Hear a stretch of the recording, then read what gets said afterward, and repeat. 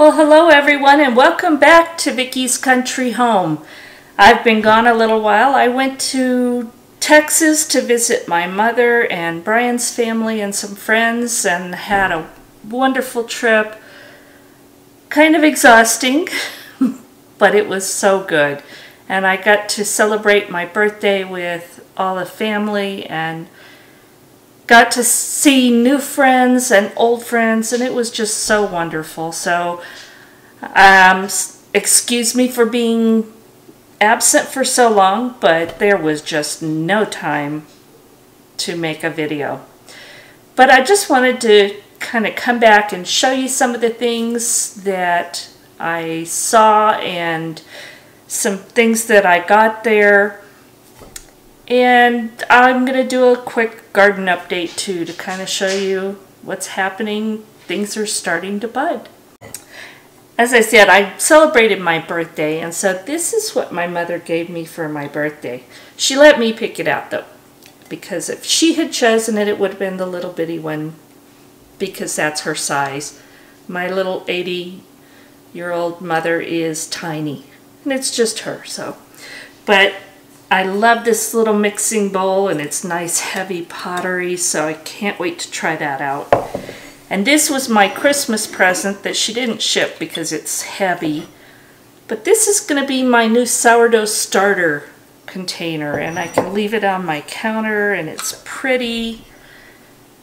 So I love that too, and I can't wait to try it out. And like mother, like daughter, she has the same tools that she bought me as I buy for myself, so, because she's the cook that taught me so much of what I know. So it was wonderful. These were all in a little goodie bag she had for me, and that was exciting. And of course, if I go to Texas, I had to bring home some of my red corn tortillas. This says Texas to me like nothing else, because if you go out anywhere and you get enchiladas or even chips and salsa and all kinds of things, they use these red corn tortillas, and I don't know what it is, but they just taste good and I love them, and it's probably all in my head. But I love my red corn tortillas, and I can't buy them here. So I brought them home. Nice stack of them. And this, my sister-in-law found and was telling me about.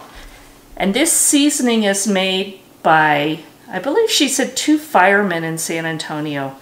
And this stuff is so good. We actually bought some, used it, and then went and bought some more to bring home because it's so good.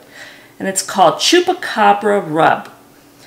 And Chupacabra is kind of a Mexican, South Texas creature.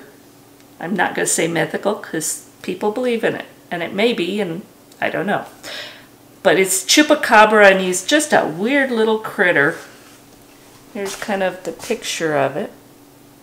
I don't know if it's going to focus. There we go. But Chupacabra's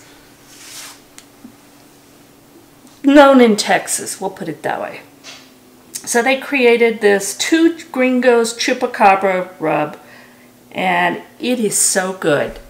It's a little spicy. It's not super spicy, but it really has good flavor. And what I like is there's 2 versions.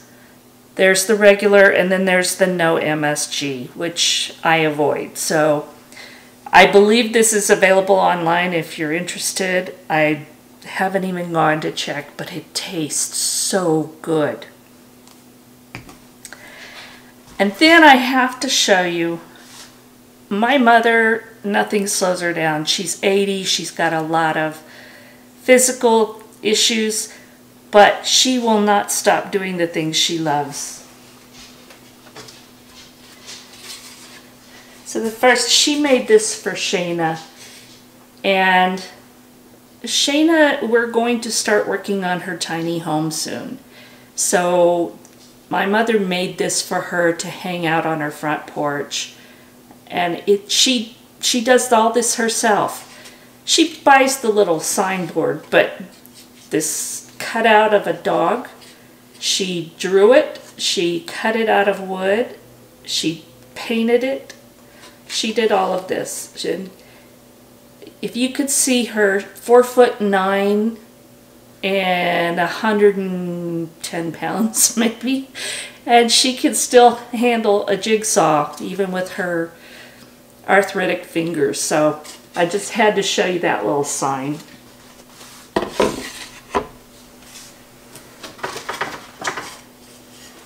And she made this for Brian, and she drew the rooster, and it says, "Where's the eggs?"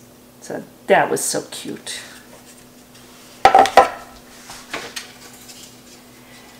And this was for me, and I can't show you all of it on this.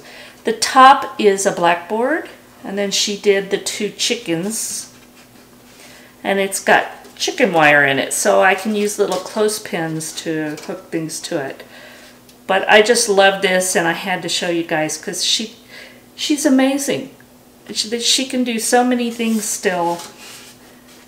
But green is one of my colors. Oh, there it went fuzzy on me again. Green is one of my colors. She knows that, and I love the little fat chicken especially.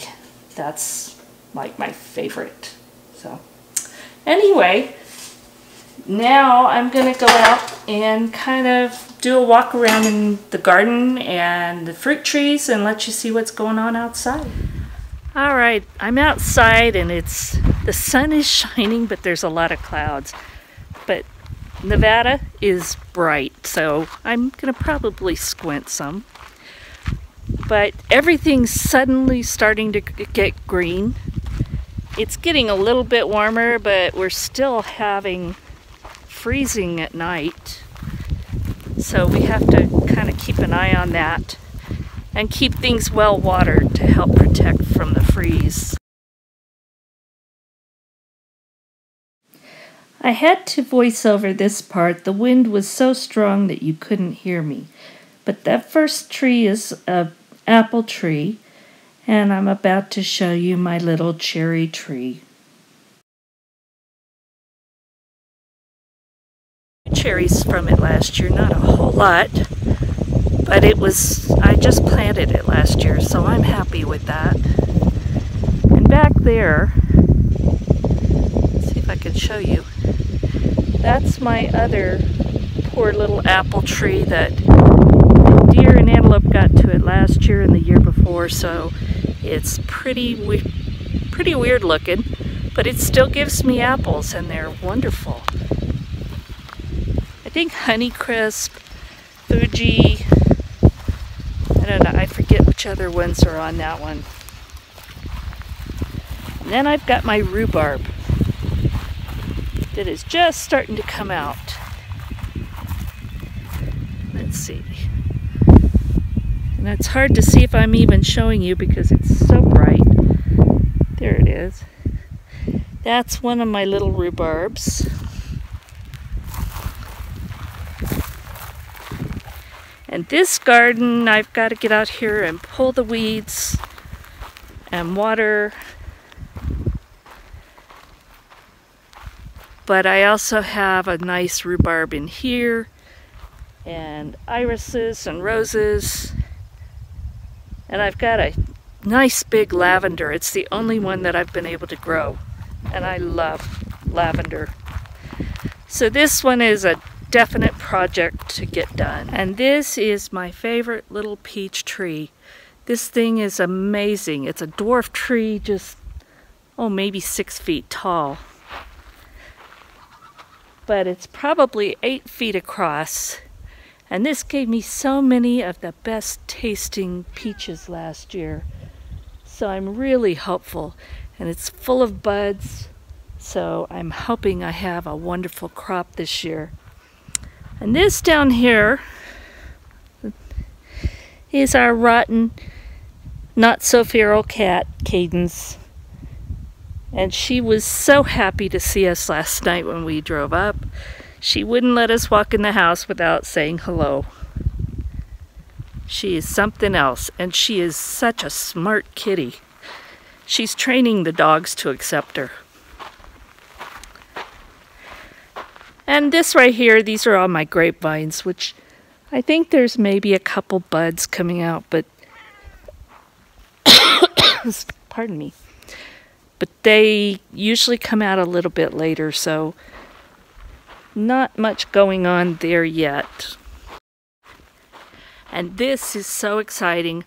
I have planted this years ago, and this is the first time I have seen it bloom. This is my lilac. And I am just so excited to see the blooms and smell them. And so, very exciting. And I wasn't here when it started, but it's just getting going. So, that's exciting. And this is Shayna's tiny home. There's nothing done to it yet, just the little building. But we're going to work on it gradually and get this ready for her. She's so excited to be doing this on her own. And it's completely unfinished inside, so this will totally be custom and done by hand, which is so exciting for her. And her little sign that my mother made for her is going to go right there next to the door. And then she has her little porch to sit and have coffee. So she's very excited about this. And it's a big project and it's going to take a while, but this is her future tiny home. And this big old pile of cinder blocks used to be around the beds in my garden, but I decided that I wanted to take those out and I'll have more planting space. So while we were gone, for the short time we were gone, Shayna went in my garden and took those out all by herself and hauled them around the side, which that was a pretty big job. But you can see those took up a lot of space in the garden. So I'm going to be changing those beds up and expanding them. And she took all the straw out, so it's almost ready for planting. But my strawberries are doing well. Looks like I may even have one down there. I'm going to have to go in and check. And I've got some herbs back over in the next bed. And my rosemary, I think it survived the winter. My asparagus is definitely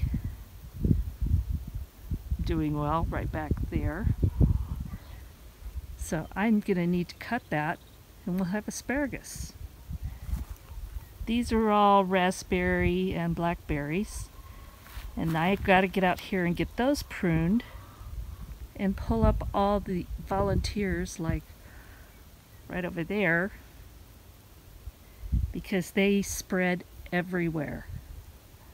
So it's almost ready for me to plant as soon as we get warm enough, which might be another month.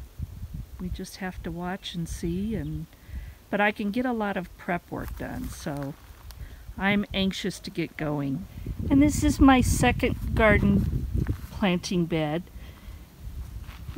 Shayna got all this cleaned out, all the weeds pulled, so it's ready to go.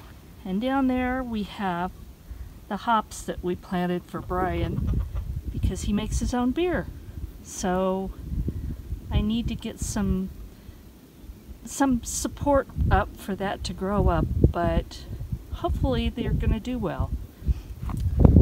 And maybe at some point we'll do a video on that. I don't know. What do y'all think?